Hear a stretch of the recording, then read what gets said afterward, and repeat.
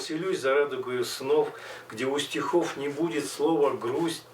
Когда-нибудь в лаз своих отцов вернусь и я, как сын, как внук. «Я вернусь в родной Алас». Строки одного из стихотворений поэта Эдуарда Корнилова стали названием книги, увидевшей свет совсем недавно.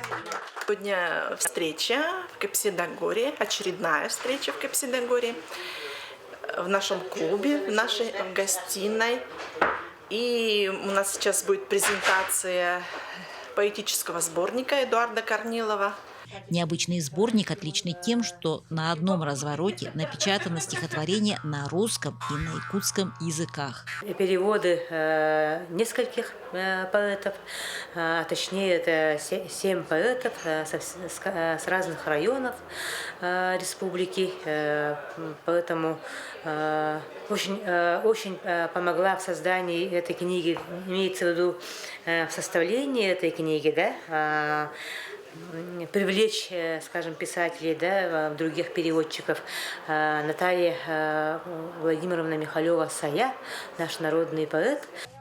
Строки у Эдуарда как песня, слово за слово, словно кружево, они легко нанизываются на память.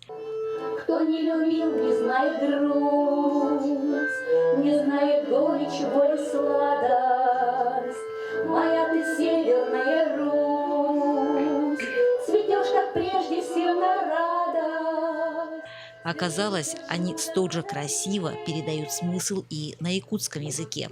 Каждый поэт, который работал над моими стихами, он вложил свою частичку своего, как бы, самого себя, вложил где-то он маленечко, как бы, может, даже и лучше меня написал.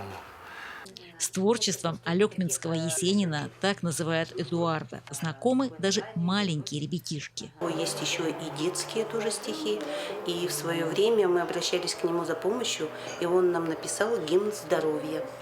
Вот, что это за такое? Интересно. Но гимн здоровья – это такая, будем говорить, песня, которую мы используем, когда проводим Дни здоровья, либо проводим Олимпиаду «Волшебная страна здоровья».